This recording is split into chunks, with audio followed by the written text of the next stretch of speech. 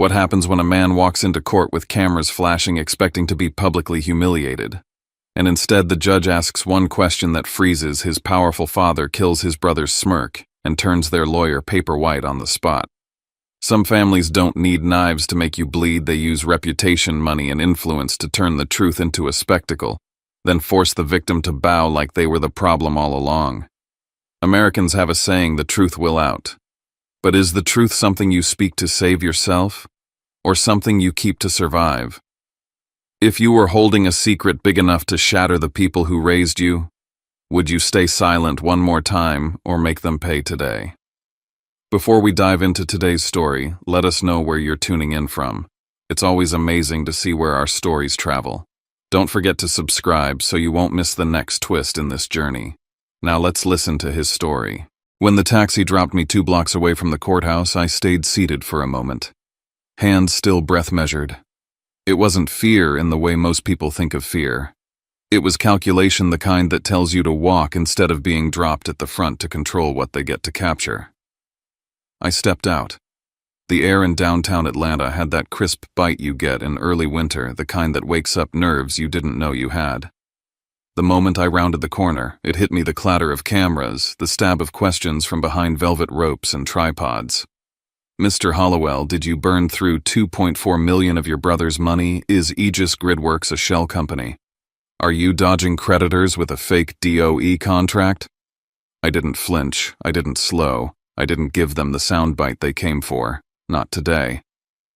The courthouse loomed ahead like a coliseum, federal, cold, dignified in its pretense of neutrality. Inside, the scent hit first leather-binding old wood perfume that cost more than a month's rent, and the sterile bitterness of fresh printed court documents.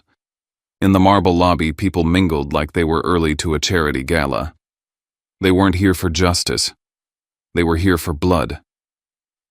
Danny Castillo, my attorney, met me inside without a word. She didn't do small talk. She didn't smile. She wheeled in 2 black crates of files herself. No paralegals, no pomp. That alone said it all. We weren't here to beg. We came armed, then came them. My father, Claiborne Hollowell, had that same genteel composure that made him the darling of every Rotary Club in Milton and every energy board from Savannah to D.C. He nodded politely at a passing security guard who almost looked honored to scan him. My mother, Maris, wore a black wool dress like mourning was a full-time job. She clutched a silk handkerchief she hadn't used yet but would right on cue. My brother, Rhett, was immaculate as always. Trimmed beard, pocket square that matched his socks. He wasn't nervous, he was savoring it. The man who once texted me family first was smirking like he was already toasting my funeral. And then there was their mouthpiece, Sutton Pruitt. Theater kid turned courtroom showman. His tailored suit practically winked under the lights, and his voice was already warmed up like a man about to open a play. It hit me then, they didn't come to win. They came to cement the image, to frame me before a single word was said. This wasn't about the case, it was about control, reputation, perception. They didn't need the truth. They needed a headline. The legal basis, a petition for involuntary bankruptcy. The weapon, a debt of $2.4 million, fabricated, exaggerated, or misrepresented, it didn't matter. If the judge bought the premise, it would trigger automatic reviews of my contracts, particularly the high-security ones with the Department of Energy. It was a strategic hit. All they had to do was convince the court I was financially unstable, that I had defrauded my own family. If that label stuck even temporarily, it would tank everything I'd built. Not just Aegis Gridworks. My ability to operate, to be trusted, to even walk into certain rooms. This wasn't just a civil claim, it was a controlled demolition of my life. But they didn't know what I had. What I'd buried so deep for 8 years it became part of my marrow. The thing I built when I disappeared. The way I restructured every public trace of my name. The firewall I embedded between myself and anyone who shared my blood. If they triggered the wrong clause, the fallout wouldn't be a scandal. It would be federal. Still, I didn't breathe easy. Because secrets only matter if you play them at the right time. And in a room built to manipulate silence, timing is everything. Danny pulled me aside before we entered the courtroom. She looked me straight in the eye and said in a low voice, "They didn't just file a lawsuit. They wrote a narrative. One meant to bury you. I looked past her. Rhett was laughing at something Sutton had said. Hands in his pockets relaxed. He caught my eye, and that smirk didn't even twitch. As I pushed open the heavy doors into the courtroom, it didn't feel like walking into a hearing. It felt like walking toward a firing squad. And I had one shot. Let the judge ask the right question, and the whole thing would collapse. I barely noticed the marble benches filled with suits, heels, pearls, faces I half recognized from boardrooms, charity galas, and Christmas cards we never meant to send. Friends of the Hollowells, colleagues, observers, gossip feeders. They weren't here to support, they were here to witness. Sutton rose like he was taking a Broadway stage. He didn't open a file. He didn't cite a statute. He just started telling a story. Your Honor, he began, voice smooth as silk. Today is not about vengeance. It's about responsibility. He painted me as a reckless son driven by ego, seduced by Silicon Valley dreams, prone to risky ventures under the illusion of genius. He said I begged Rhett, my dependable older brother, for $2.4 million to bail out a startup I couldn't manage. That within 6 months the money was gone. That I'd refused to account for it, claiming I had government contracts that somehow justified the loss. And now I was dodging repayment by hiding behind legal smokescreens. It was a performance, and my family perfectly cast. Maris dabbed her eyes with that silk handkerchief at just the right moments. Claiborne sat as still as marble, the picture of dignified disappointment. Rhett. He smiled gently like he pitied me. Sutton didn't just want repayment. He wanted blood. He requested the court recognize the debt as valid. He requested the corporate veil be pierced so my personal and business assets were fair game. He requested that a trustee be appointed to assume control of Aegis Gridworks in the interest of protecting creditors. I wanted to speak. God, I wanted to stand up and yell, there was no transfer. There was no wire. You're lying. But Danny placed her hand lightly on my wrist. Not yet. They want you emotional, she had warned me. Because if you lose composure, they win the headline, Hollowell's son melts down in court. And no one reads past that. So I sat, stone-faced. Because in a room full of actors, silence was my best weapon. Then Danny stood, and the tone shifted. She didn't argue the narrative. She dismantled the foundation. If there was a $2.4 million loan, she began, where is the bank trail? If there was a legitimate investment agreement, we should see notarized documents, routing numbers, signatures, dates, independent witnesses. If Aegis is a shell company, then why does it have delivery logs and independent audit trails from third-party vendors, including correspondence with federal agencies? She rolled over the first cart. It hit the floor with a heavy thud. Dozens of binders inside. Evidence. No stories. No tears. Paper. And that's when Sutton faltered. Danny opened one of their exhibits, alleged proof of a wire transfer. There's a discrepancy in the routing ID, she said calmly. It doesn't match the originating bank. She flipped to a timeline. And the date of this supposed transfer, it doesn't correspond to any recorded capital injection in the company's history. The courtroom didn't gasp, but the energy shifted. Sutton looked to Rhett.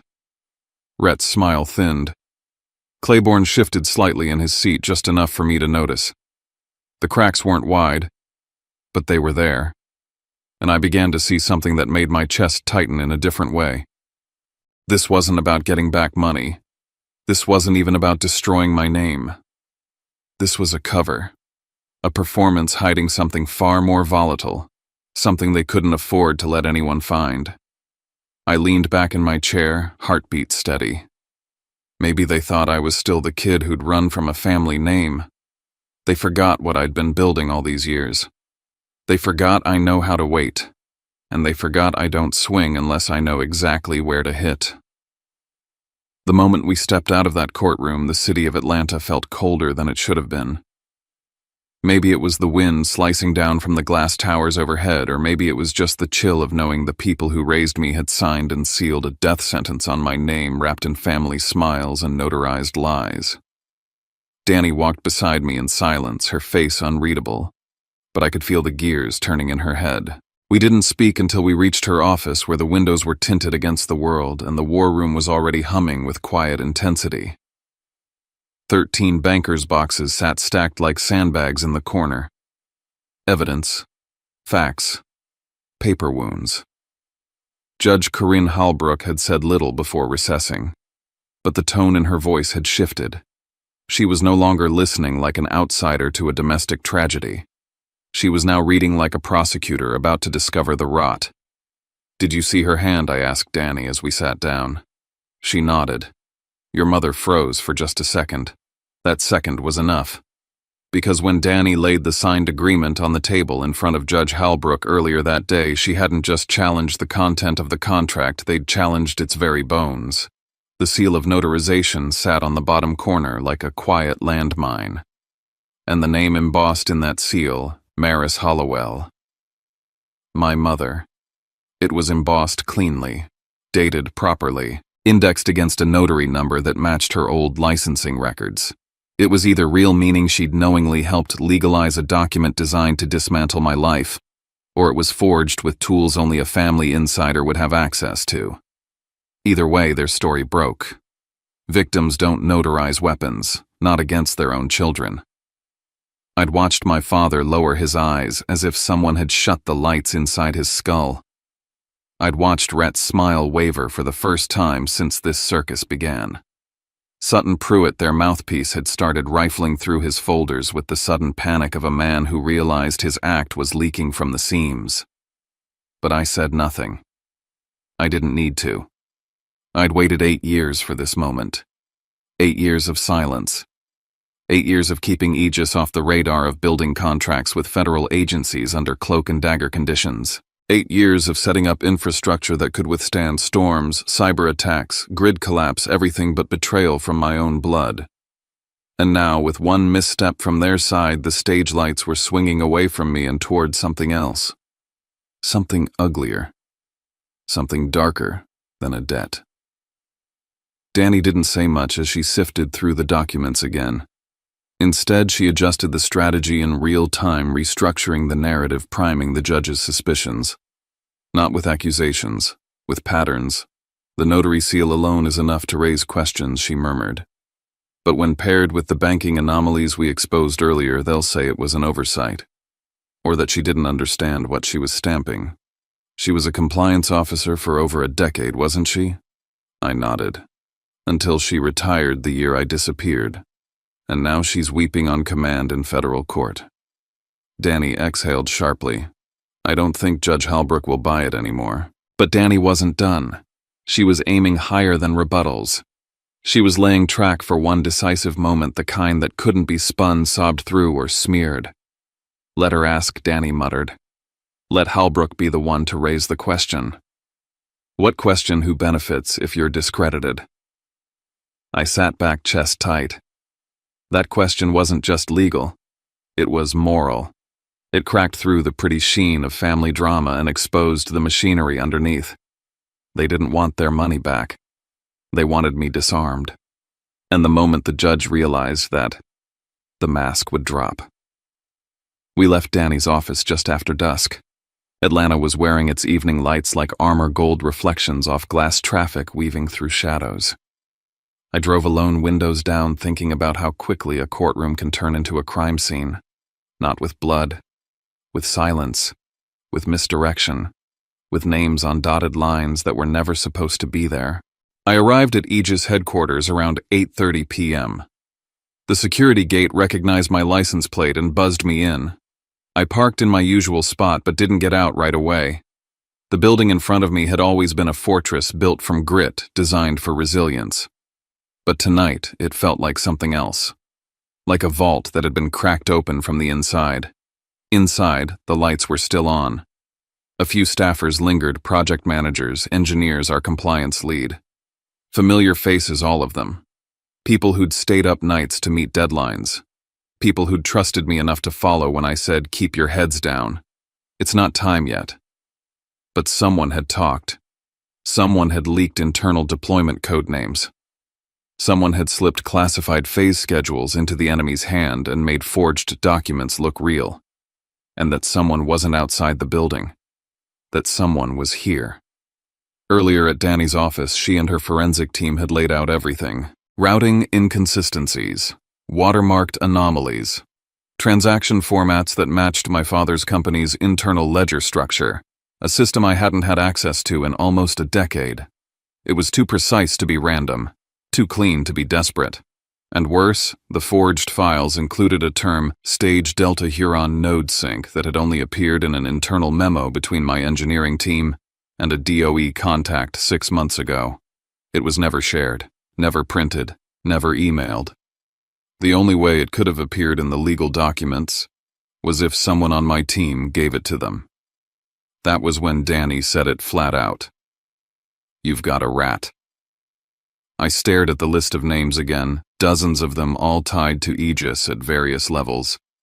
And then my eyes stopped on one. Calder Knox, mid-30s, joined 6 months ago from a private contractor in Alpharetta. Sharp, well-spoken, handled project timelines and internal comms. Too clean, too quick, too confident. But I couldn't accuse him not yet. If I moved too soon, I'd lose the one chance I had to prove not just forgery, but espionage. So I made a plan. I wrote a memo, an internal-only document marked strictly confidential, do not share. In it, I listed a fictitious deployment update, a midnight relocation of hardware assets to a test facility in Macon. Something just believable enough to tempt a leak. Then I waited. I walked through the halls that night like a man with sand in his shoes, every step weighted with the knowledge that someone I'd hired, mentored, maybe even had dinner with, was betting against me. Back in my office, I locked the door, sat at my desk, and stared at my own reflection in the glass. They didn't sue me to get their money back. They sued me to shut down my contracts, to trigger clauses that would halt funding, to force a receivership, to make my silence permanent, not because I owed them anything, but because I was the only thing standing between them and whatever they wanted behind that curtain. And now I was going to let them take one more step. Because the next email they send, the next whisper they deliver will be the one that ends them. All I have to do is sit still and wait for the sound of the trap snapping shut. I called it a briefing, but I knew exactly what it was. A trap.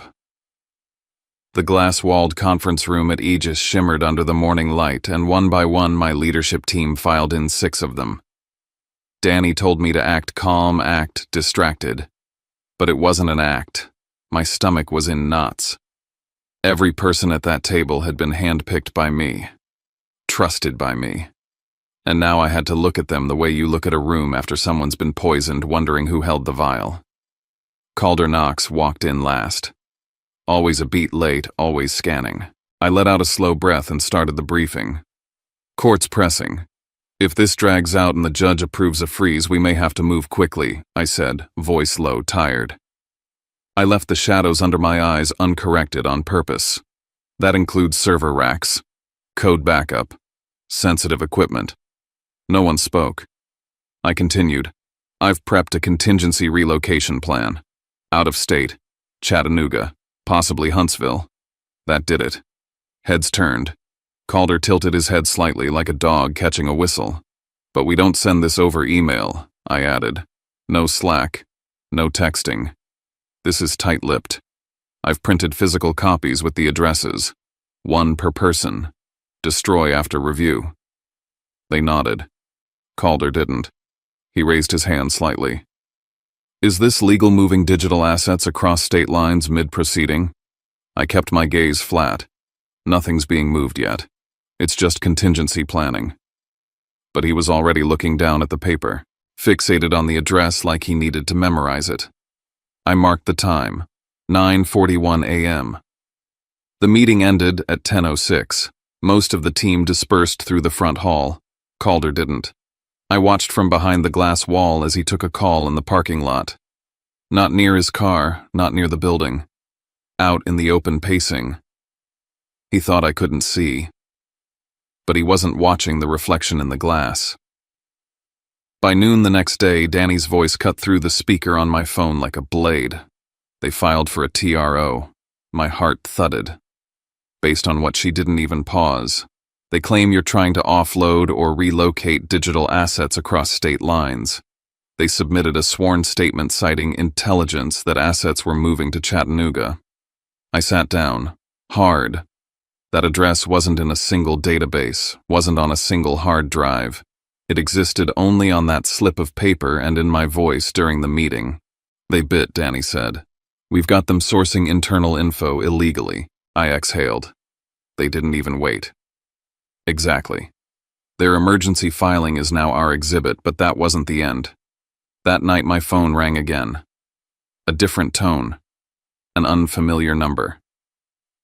Mr. Vance. The voice was clipped suspicious. This is Paul Hinton with Marcona Utilities. We received a court notice this morning about a federal trustee being assigned to Aegis. The sender included a request to grant admin credential access root level for site verification. What email address he read it out. It was close. Clean. Looked official. But the signature line gave it away. Trustee designate, Office of Infrastructure Oversight. No such office existed. I stood heart-pounding. Do not click anything. Do not respond. Lockdown system access now. I called Danny before I could breathe. They're spoofing the court. They're targeting clients. Her voice turned lethal. Send me the headers, all of them. My brain was doing loops. This wasn't just legal anymore. This was infiltration. They didn't want money. They wanted collapse. And they wanted it fast. The next morning I walked into Aegis like nothing had happened. Calder was already at his desk. Calm, typing, smiling at the interns. I dropped a folder onto my own desk with a thud that echoed louder than it should have. Inside was the forged email. In black and white now, I told Danny over the line. And it's going to court. She paused for a long second. Then good. Print that. And don't just bring it. Slam it. I didn't answer right away. I was still watching Calder through the glass. He looked up. He didn't smile. Camera flashes started the moment I stepped onto the courthouse steps. The first time this happened, I'd flinched, wished for vanishing powder. But not today. Today I walked through the chaos like a man carrying something breakable because I was. And what they'd tried to break wasn't just me, but my company, my people. Rhett stood near the door, hands in his pockets, playing casual. My father was schmoozing someone in a tan suit. My mother wore gray, her eyes glossy again. I didn't look at them. Danny met me inside the lobby, jaw set. No contact, eyes forward. We're not giving them a damn second. The courtroom felt colder this time. Not by degrees, by intent. Sutton rose first. Same script. Like nothing had changed. Your Honor, we reiterate our petition. The respondent has misused company funds, owes $2.4 million to family creditors, and is attempting to relocate key assets to avoid judicial oversight. No one interrupted him. Danny folded her hands in her lap. Let him talk, she'd said. Let them walk into the buzzsaw on their own feet. Then Judge Halbrook looked up from the case file and turned to me. Mr. Vance, she said, voice clean, deliberate. Is Aegis Gridworks currently operating under contract for any project monitored or regulated under federal infrastructure oversight? I didn't blink. Yes, Your Honor. Just like that, the room shifted. My father froze. Sutton opened his mouth, then shut it again. Rhett's chair creaked as he leaned forward, the blood draining from his face. Halbrook closed the folder in front of her. Then let me ask this again, she said now to Sutton. Are you petitioning this court to seize operational influence over a federal infrastructure contractor based on a private family dispute? Sutton's voice cracked. We're merely seeking restitution that would trigger a freeze, she cut in, on a regulated project's operations. He stammered, tried to redirect. We had no knowledge, she cut him off again. Then you petitioned in ignorance, or you petitioned recklessly. Either way, the implications are now different. Danny stood calm as a surgeon. Your Honor, if I may, I have exhibits. She handed the first set to the clerk. Inside, routing numbers that didn't check out, mismatched signatures, and a notarization stamp registered to Maris Hollowell, expired for 3 years. My mother gasped. Soft. But the kind of sound you don't make unless you recognize the stamp. She tried to correct. It was an old stamp I didn't realize too late. Danny continued. Furthermore, we have an email. The judge raised an eyebrow. This was sent to a client of Mr. Vance's company. It impersonates a federal trustee, requests sensitive system credentials, references a location we now confirm was fabricated by Mr. Vance as part of an internal information leak test. She handed that over too. The judge took her time reading. Her jaw tensed as her finger paused on the phrase Chattanooga relocation. Then she looked up. You made this up, she asked me directly. I did, I replied. It was never real. It was bait. And they used it. I nodded. In a sworn statement, and in a fraudulent attempt to deceive our client. Silence fell. No air, just stillness. Clerk Judge Halbrook said, voice suddenly sharp. Seal the room. No one in or out. The bailiff moved faster than I expected. Halbrook turned back, expression changed. This is no longer a simple bankruptcy matter. This is a pending evidentiary hearing involving fraud, forgery, impersonation of a federal officer, and potential interference in federally monitored infrastructure operations. I didn't move. My father stared at me like he'd never seen me before. And maybe he hadn't, because this time I hadn't just survived. I'd pulled the trigger, and the shot was still ringing. The war room in Danny's office was lit by nothing but the glow of red pins and laser focus. No one slept. No one joked. The timeline we'd pinned across 2 whiteboards had grown teeth because every string we pulled now led back to someone I trusted. Everything converges here, Danny said, tapping the triangle-shaped section she'd drawn, 3 columns forged, documents, leaked information, and motive. But we can't use emotion in court. We need clean links. We need one undeniable source. She handed me a checklist. Server access logs, security camera footage, badge swipe data. I knew what she wanted, digital footprints to back what we'd started piecing together, an inside leak, and I had a name in mind. At 1:43 a.m. I was inside Aegis HQ in the restricted hallway near our secure printers. I set up 4 near-identical paper packets, internal draft updates with subtle differences, a hidden watermark string in each, a slight typo in one paragraph, a misplaced decimal point in another. Each folder went to one person. Hand-delivered. Signed for. One of them was Calder Knox. If any of this shows up in opposing counsel's filings, I told Danny, we'll know exactly who sold us out. Let's not just catch him, she said. Let's catch the one who placed him here. The next afternoon, Danny called me in. She didn't smile. They used your typo, she said. The one in Calder's copy. She slid her laptop around. The attached exhibit from the opposing counsel's latest motion had the exact same misplaced decimal and watermark string baked into the document metadata. On top of that, the print time matched Calder's badge swipe into the secure hall. I didn't feel rage.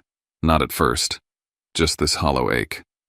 Calder had been with us since almost the beginning, his resume clean, his demeanor calm, his loyalty a performance. He hadn't just betrayed a business. He'd chipped at something I had rebuilt from blood. I gave him a chance, I muttered. He was never meant to be one of them. We didn't confront him with yelling or threats. Danny said no. No texts, no leaks. We follow protocol. This becomes admissible. We're not playing petty. We're going to win clean. So we staged a meeting, HR company counsel and a forensic analyst present. We invited Calder to explain his unusual login patterns. He cracked halfway through. The moment we brought up the badge logs, he started losing color. He hadn't applied to Aegis through the normal route. He was recommended by someone in finance. Someone from Milton. Danny looked up. That's your father's circle. That changed everything. Calder wasn't just a leak, he was planted. Someone greased the wheels to get him inside before we even knew there'd be a war. That night I got a text from my father. Sit down with me. No lawyers. Let's end this before you make it worse. I met him halfway at a dark parking garage near West Ponce. He stepped out of his SUV like nothing was burning, like our family name wasn't on the edge of public collapse. "I know what you're holding," he said. "You don't have to drag that through the mud. We can still fix this." He didn't mention money. He talked about legacy, about what a name means, about the things sons shouldn't expose. And right then I knew the truth. They feared that document more than losing the case. 8 years ago, I left Milton after a night that blew the lid off everything I thought I knew. I packed one thing in the glove box of my truck, one thing I swore never to use unless they tried to destroy me, a notarized file, something that would crumble the public image they curated. I disappeared. Changed the company name. Hid ownership. Buried myself in concrete and infrastructure because if I looked back, I'd fall apart. Now I had to unlock that vault. Before dawn, I sat across from a woman I hadn't seen in years, Sherry Lane, my father's former operations manager. She'd reached out after seeing the court coverage and hearing a name she never thought would resurface. She handed Danny a folder. "I was told to delete this file 8 years ago. I didn't. Something felt off. I thought, maybe one day he'd need it." Inside was a breakdown of asset transfers, one routed through a shell company, the other tied to my original inheritance paperwork. There were signatures. There were timestamps. And there was Rhett's name in an approval box. He'd known. We finally had the thread. My secret no longer stood alone. That evening, Danny looked me dead in the eyes. "If you put this into evidence," she said, "it becomes public, irreversible. Are you ready for that?" I nodded. Not out of revenge, out of necessity. They already crossed the line. Now they face what they built. I walked into the courthouse with a dozen cameras flashing in my face. No one asked me questions. They didn't need to. They already thought they knew. But for the first time in weeks, I wasn't afraid. Across the lobby, I saw my father, Rhett, and Sutton. They held their postures like statues, like nothing could touch them. That was about to change. Judge Corinne Halbrook entered with the same quiet authority as always, but this time she didn't start with motions or debts. She looked directly at my father. "Mr. Vance," she said, "have you ever authorized or concealed legal or ownership documents, specifically ones that if made public would disqualify your family's standing in this lawsuit?" Silence. 1 second. 2. My father froze. Rhett's smile vanished. Sutton's hands curled on the table. The room didn't breathe. Danny rose. "Your Honor, we request to introduce a sealed exhibit," she said. "Some contents relate to critical infrastructure and may require privacy protection, but the material directly addresses the case's integrity." Judge Halbrook allowed it with conditions. The room shifted. Reporters perked up. Danny built it methodically. Forged notaries proof the alleged debt paperwork was modified after the fact. The watermark leak, undeniable digital fingerprint linking Calder to internal breach. Impersonated trustee emails sent to clients proving malicious manipulation. By the time she reached point 3, the courtroom was already crumbling. Judge Halbrook rejected the family's motion for a trustee. She ordered an immediate evidence preservation protocol. Then she issued subpoenas. One for Calder, one for Rhett, one for any financial communications linked to shell companies based in Milton. Then came the exhibit I'd held for 8 years. Danny laid it flat. A legal transfer of ownership, sealed, notarized, misfiled through a backdoor entity. My father's signature, Rhett's approval, and the proof that they had stripped me of legal standing to a family trust before I even left town. I didn't say much. I just confirmed what it was. I've kept this off the grid, not for leverage, for protection. The courtroom shifted again. Danny turned to the judge. This lawsuit was not filed in good faith. It was filed to suppress this document, to stop it from ever seeing light. They didn't want $2.4 million. They wanted silence. My father tried to interject, but his voice cracked, caught between denial and realization. Rhett lowered his eyes. Not out of shame, out of calculation. The numbers had stopped working in his favor. Judge Halbrook's ruling came in waves: motion denied, trustee petition denied, full record preservation ordered, referral to the Georgia Bureau of Investigation initiated, courtroom closed session initiated for infrastructure data integrity. We didn't cheer when we left. There were no champagne bottles, No victory speeches. I stepped out onto the courthouse steps feeling like something heavy had been cut loose. Not one, just finally released. I didn't look back. From now on, everything came through legal channels. No phone calls, no family dinners, no more second chances. Sometimes justice doesn't arrive with a bang. Sometimes it comes in a single question at the exact right moment and a truth that waited long enough to outlive the lies. Some truths don't need to be shouted or weaponized, they just need to be brought into the light at the right moment. I didn't reveal the past to hurt anyone. I did it because others had already started paying the price, their careers, reputations, even their safety, because I stayed silent for too long. And when justice spoke with just one question, I realized it's not always the loudest scream that breaks someone, but the quiet force of truth delivered with clarity. I used to think I needed acknowledgement, maybe even an apology, but I've come to understand real worth isn't in being recognized. It's in not losing yourself just because others tried to erase you. In the end, what's worth keeping isn't a family that refuses to face what they did, but the version of me who stepped into the dark and brought the truth to light. Because sometimes forgiveness isn't about letting them off the hook, it's about no longer letting them hold power over your pain.